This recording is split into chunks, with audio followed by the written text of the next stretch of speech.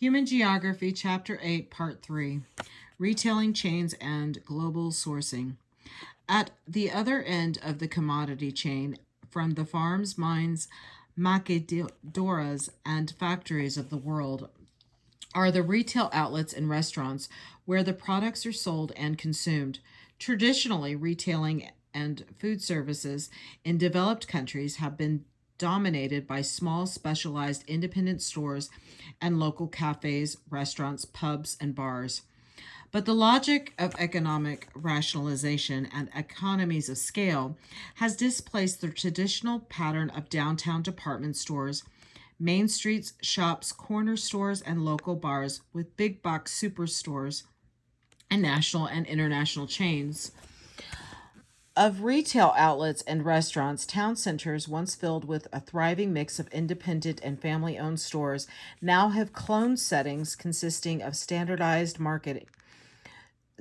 supermarket retailers, fast food chains, mobile phone shops, and fashion outlets of global conglomerates. With their cost advantages, these chains have become an economic equivalent of invasion species, voracious, indiscriminate, and often antisocial. Their big centralized logistical operations have not only put small independent stores out of business, but are driving the homogenization of consumption. The retail sector of most towns and cities is now characterized by external control. Decisions about hiring labor, policies, wages, stock, and menus are made in corporate headquarters hundreds of miles or more away. Fast food restaurants have become icons of this trend. McDonald's alone has some 33,000 restaurants worldwide and opens new ones at the rate of almost 2,000 each year. It is the largest purchaser of beef, pork, and potatoes, and the largest owner of retail property in the world. In the United States, 40% of meals are eaten outside of the home, most of them fast food restaurants. One in four adults visits a fast food restaurant every day. Not surprisingly, the majority of the population is overweight, and the frequency of health problems associated with obesity, such as early onset diabetes and high cholesterol, is rising rapidly. The cost of these problems to personal well being and to healthcare systems is already daunting. While fast food's low paying service sector has become an increasingly significant component of the economy, equally significant in terms of local economies, local development patterns, and global supply chains, has become the success of big box retail outlets such as Circuit City, Best Buy, Office Max, Home Depot, Target, and Walmart. Too many observers, Walmart has come to symbolize the worst characteristics of globalization, including corporate greed, low wages, and the decline of small town mom and pop stores, and the proliferation of sweatshops in less developed countries. Supermarket chains have also become particularly influential in the United Kingdom. For example, the top four supermarket chains, Tesco, Asda, owned by Walmart, Sainsbury, and Safeway, have come to dominate the retail food market through a combination of out of town superstores and convenience supermarkets. Along high streets, as a consequence, they have killed off small general stores at the rate of one a day and specialist shops such as butchers, bakers, and fishmongers at the rate of 50 per week. The centralized supply chains of supermarket chains have not only killed off small local businesses, but also impacted local farmers. Supermarket chains rely on big suppliers in agribusiness businesses. These suppliers are typically high subsidized national and transnational firms whose global reach depends heavily on monocultural and extensive husbandry that in turn require the extensive use of antibiotics in animals and pesticides, fertilizers, and genetic engineering. As a result, small farmers and fishermen have been squeezed from the market, and with them, many traditional local foods have disappeared or are in danger of disappearing. Meanwhile, supermarket shelves are lined with highly processed, out of season fruit and vegetables and produce that has traveled a long way and often been stored for a while. While when the average North American or European family sits down to eat, most of the ingredients have typically traveled at least 1,500 miles from farm, processing, packing, and distribution to consumption. New geographies of office employment. The globalization of production and the growth of transnational corporations have brought about another important change in patterns of local economic development. Banking, finance, and producer services no longer locally oriented, ancillary activities, but important global industries in their own right. They have developed some specific spatial tendencies of their own, tendencies that have become important shapers of local economic development processes. One of the most striking trends has been the geographic decentralization of office employment. This mainly involves back office functions that have been relocated from metropolitan and business district locations to small town and suburban locations. Back office functions, such as record keeping and analytical functions, do not require frequent personal contact with clients or business associates.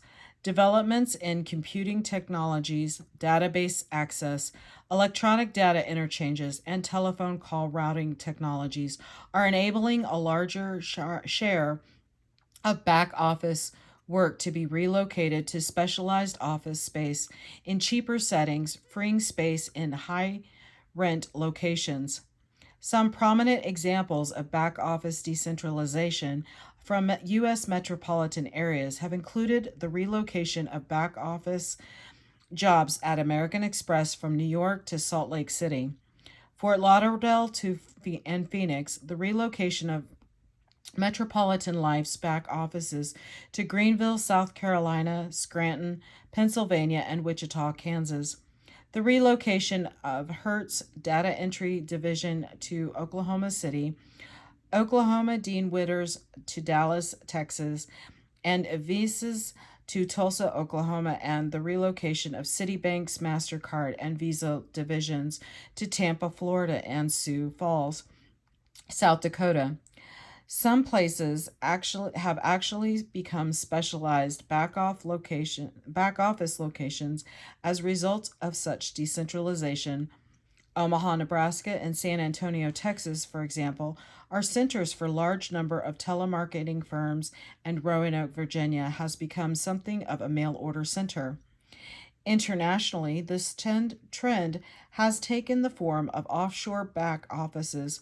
By decentralizing back office functions to offshore locations, companies save even more in labor costs.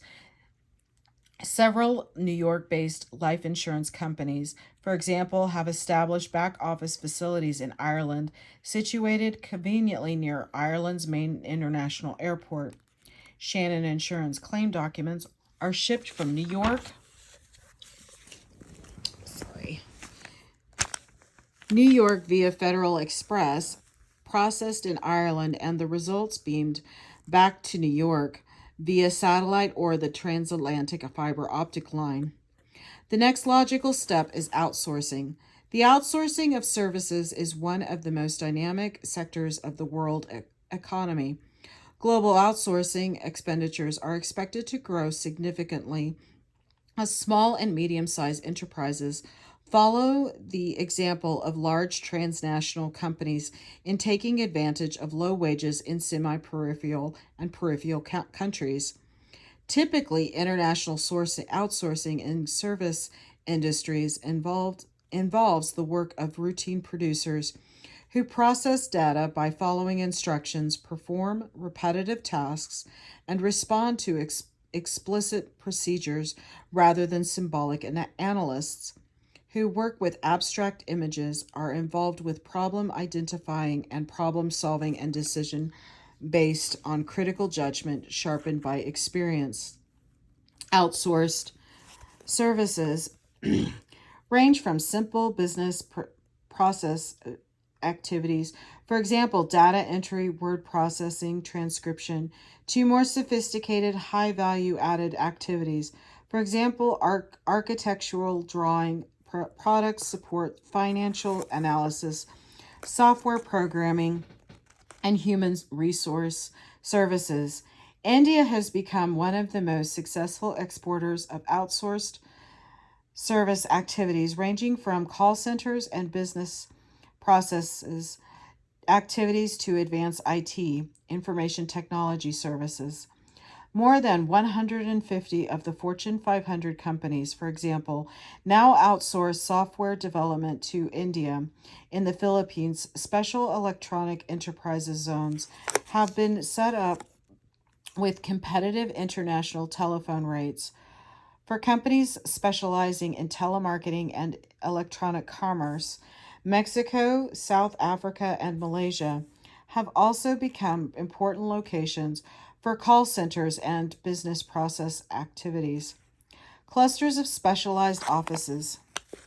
Decentralization is outweighed, however, by the tendency for disproportionate share of the new jobs created in banking, finance, and business services to cluster in highly specialized financial districts within major metropolitan areas. The reasons for this localization are to be found in another special case of geographical agglomeration effects that we discussed earlier in this chapter. Metropolitan areas such as New York City, London, Paris, Tokyo, and Frankfurt have acquired the kind of infrastructure, specialized office space, financial exchanges, teleports, office parks equipped with satellite earth stations, and linked to local fiber optic lines and communication networks. That is essential for delivering services to clients with national or international scope of activity. These metropolitan areas have also established comparative advantage both in the mix of specialized firms and expert professionals on hand, and in the high order cultural amenities available both to high paid workers and to their out of town business visitors. Above all, these metro areas have established themselves as centers of authority with a critical mass of people in the know about market conditions, trends, and innovations. These people gain another's trust through frequent face-to-face contact, not just in business settings, but also in the informal settings of clubs and office bars.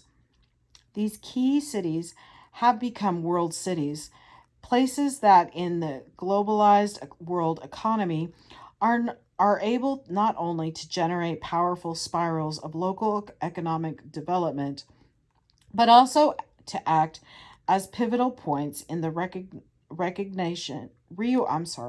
in the reorganization of global space.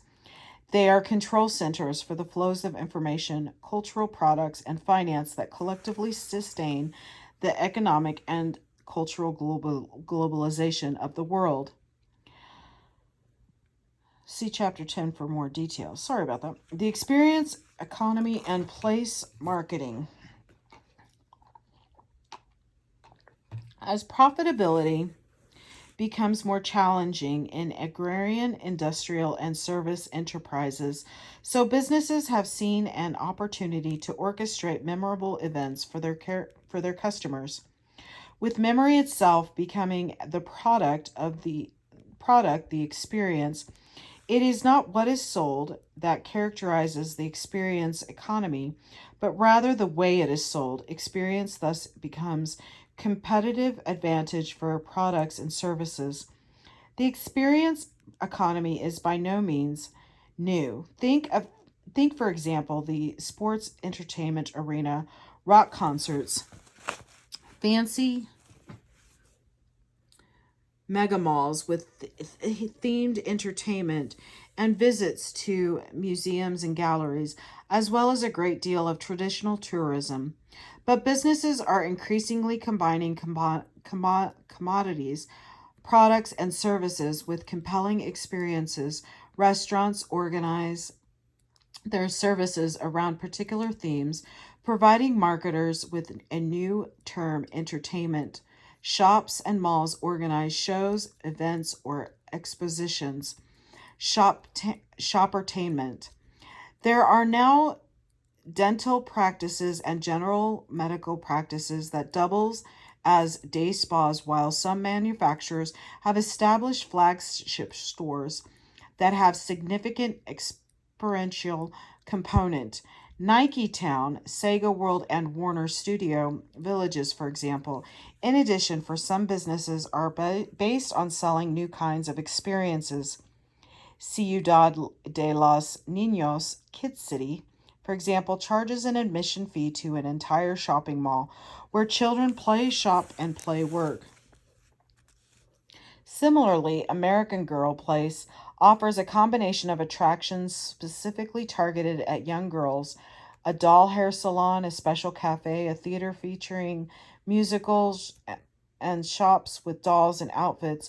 The American Girl site advertises cafe, theater, shops, and memories, unquote.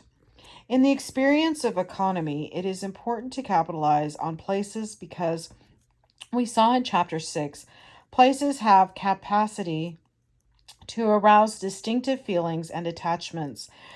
At the same time, thanks to economic and cultural globalization, places in religious regions throughout the world are increasingly seeking to influence the ways in which they are perceived by tourists, businesses, media firms, and consumers. As a result, places are increasingly being reinterpreted, reimagined, designed, packaged, and marketed. Through place marketing, since a place has become a valuable commodity and culture has become an important economic activity.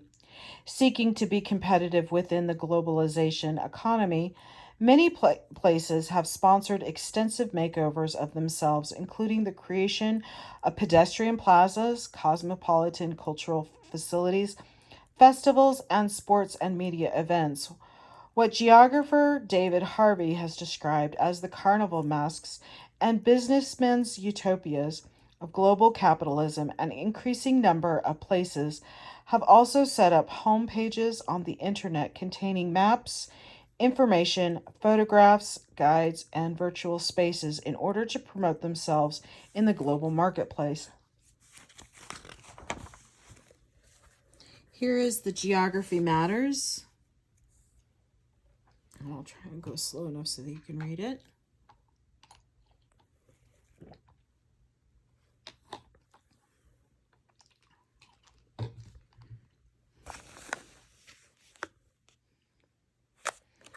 And then here is the chart. I'll try and get a big close-up picture in case you want to write any of this down.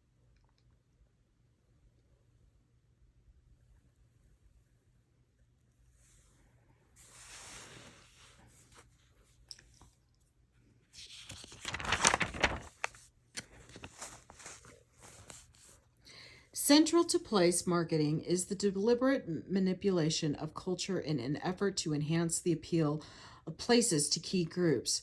These groups include upper level management of large corporation, the higher skilled and better educated personnel sought by expanding high technology industries, wealthy tourists, and the organizers of business and professional conferences and other income generating events.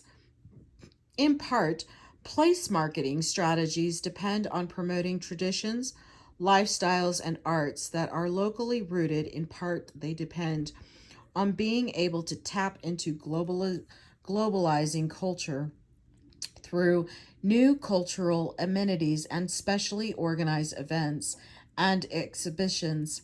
Some of the most widely adopted strategies include funding for experiential settings for the arts, investment in public spaces, the recreation and refurbishment of distinctive settings like waterfronts and historic districts, the expansion and improvement of museums, especially with blockbuster exhibitions of spectacular cultural products that attract large crowds and can be marketed with commercial tie ins, and the designation and conversation of historical landmarks. Future geographies. As we have seen, technological breakthroughs and availability of resources have had a profound influence on past patterns of development, and the same factors will certainly be a strong influence on future economic geographies. The expansion of the world economy and the globalization of industry will undoubtedly boost the overall demand for raw materials of various kinds. Of this will spur the development of some previously underexploited but resource-rich regions in Africa, Eurasia, and Asia. Raw materials, however, will represent only a fraction of future resource needs. The main issue by far will be energy resources. World energy consumption has been increasing steadily over the recent past, and as the periphery is industrialized and its population increases, the global demand for energy will expand rapidly. Basic industrial development tends to be highly energy I'm so sorry. Intensive. The International Energy Agency, assuming fairly optimistically that energy in peripheral countries will be generated in the future as efficiently as it is today in core countries, estimates that developing country energy consumption will increase dramatically, lifting total world energy demand by almost 50% by 2020. Peripheral and semi peripheral countries will then account for more than half of the world energy consumption. Much of this will be driven by industrialization geared to meet the growing worldwide market for consumer goods such as private automobiles, air conditioners, refrigerators, televisions, and household appliances. Without higher rates of investment in exploration and extraction than at present, production will be slow to meet the escalating demand. Many experts believe that current levels of production in fact represent peak oil, and that by 2020 global oil production may be only 90% of its current level. The result might well be a significant increase in energy prices. This would have important geographical ramifications. Companies would need to seriously reconsider their operations and force core region households into reevaluation of their residential preferences and commuting behavior, while peripheral region households would be driven deeper into poverty. If the oil price crisis of 1973 is anything to go by, after crude oil prices had been quadrupled by the OPEC cartel, the outcome could be a major revision of patterns of industrial location and metropolitan areas. Significantly higher energy costs may change the optimal location for many manufacturers, leading to deindustrialization in some regions and to new spirals of cumulative causation in others. Higher fuel costs will encourage some people to live nearer their place of work. Others will be able to take advantage of telecommuting to reduce personal transportation costs. It is also relevant to note that almost all of the increase in oil production over the next 15 to 20 years is likely to come from outside the core economies. This means that the world economy will become increasingly dependent on OPEC governments, which control over 70% of all proven oil reserves, most of them in the politically unstable Middle East. Given what we know about the past processes of geographic change and principles of spatial organization, it is clear that changes in transportation technology are also fundamental importance. Consider, for example, the impact of ocean-going steamers and railroads on this changing geographies of the 19th century and the impact of automobiles and trucks on the changing geographies of the 20th century. Among the most important of the next generation of transportation technologies that will influence future geographies are high speed rail systems, smart roads, and smart cars. Meanwhile, the impact of climate change on the future economic geographies will depend a great deal on the latitude, altitude, and topography of places and regions. The 2014 report of the Intergovernmental Panel on Climate Change, IPCC, stressed that climate change will affect various energy resources and technologies differently, depending on the resources of technological processes and the locations of example coastal regions, floodplains involved. Climate change is also likely to influence the integrity and reliability of pipelines and electricity grids, and will have both positive and negative impacts on water supply, infrastructure, and water demand. It will negatively affect transport infrastructures and many tourism resorts, particularly ski resorts, beach resorts, and nature resorts, will be at risk. Nevertheless, the IPCC report concluded that for most economic sectors, the impact of climate change will be small relative to the impacts of other drivers such as changes in population, income distribution, technology, lifestyles, and regulation. In conclusion, economic development is not simply sequential process of modernization and increasing affluence. Economic development involves not only using the latest technology to generate higher income, but also improving the quality of life through better housing, healthcare, and social welfare systems, and enhancing the physical framework or infrastructure on which the economy rests. Local, regional, and international patterns and processes of economic development are of particular importance to geographers. Levels of economic development and local processes of economic change affect many aspects of local well being and so contribute to many aspects of human geography. Economic development is an important placemaking process that underpins much of the diversity among regions and nations. At the same time, it is a reflection and a product of variations in natural resources, demographic characteristics, political systems, and social customs.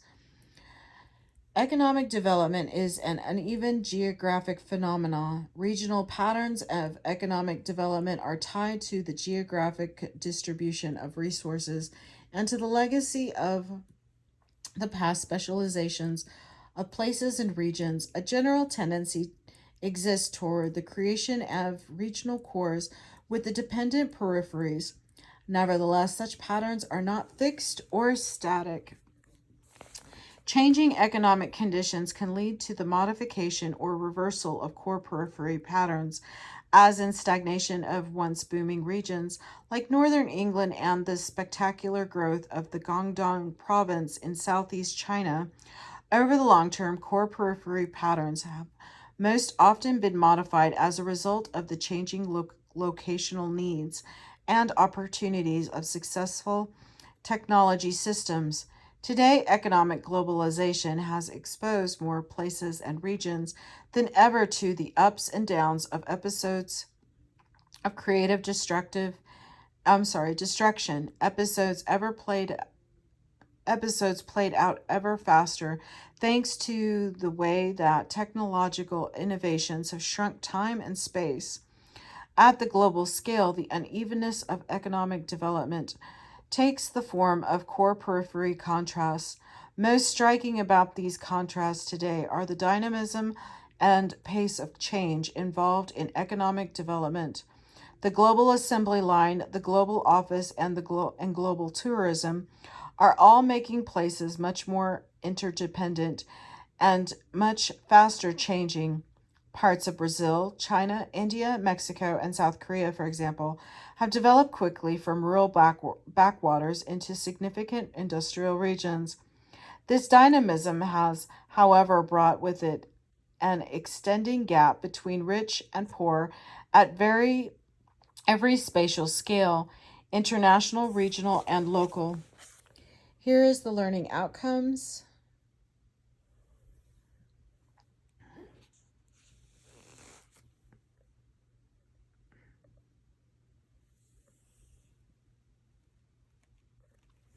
Here's the key terms.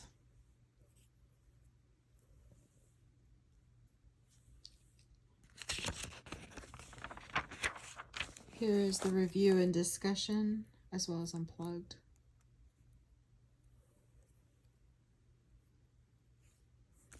Data analysis.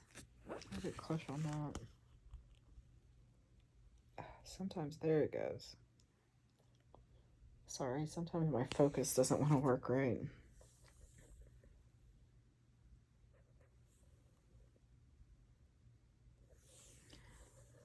And then the Mastering Geography. And that is the end of chapter 8. Thank you.